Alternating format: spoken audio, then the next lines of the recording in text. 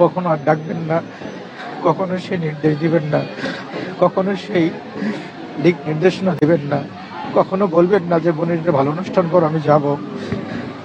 এই জায়গা থেকে বঞ্চিত হলাম। কয়টা স্মৃতির কথা বলবো, অনেক স্মৃতি। ম্যাডামের সাথে অনেক স্মৃতি আমার আছে। আমি যখন 2001 সালে জাতীয় চলচ্চিত্র পুরস্কার পেয়েছিলাম, উনি নিজ হাতে আমাকে পুরস্কার দিয়েছিলেন এবং গলায় যে মেডেলটি পরিয়ে দেয় সে নিজ হাতে পরিয়ে দিয়েছিলেন।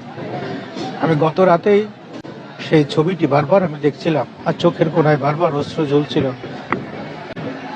যখন জাসাসের সেক্রেটারি ছিলাম দীর্ঘ 7 বছর, ম্যাডামের সাথে দীর্ঘদিন ওনার কাছাকাছি বসে কথা বলার সুযোগ হয়েছে। ভীষণ আদর করতেন আমাকে। আমি গেলেই হাতটা বাড়িয়ে আমার শরীরে হাত বোলাতো, মাথায় হাত বোলাতো।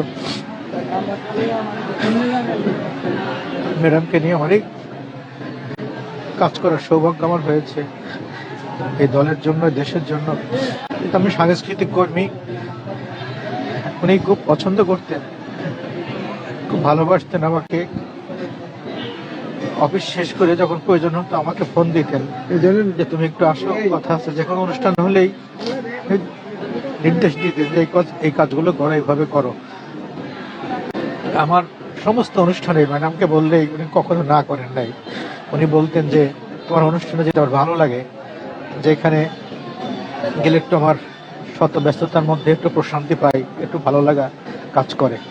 তো তোমার অনুষ্ঠান হলে আমাকে বললো, আমি যাব।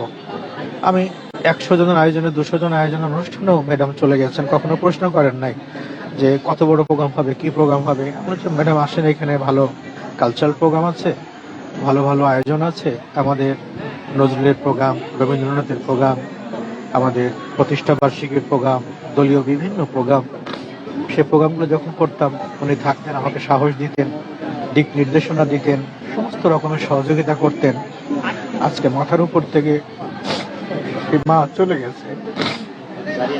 কখনো আর ডাকবেন না, কখনো সেই নির্দেশ দিবেন না, কখনো সেই দিক নির্দেশনা দিবেন না, কখনো বলবেন না যে বোনের একটা ভালো অনুষ্ঠান করো, আমি যাব। এই জায়গা থেকে বঞ্চিত হলাম।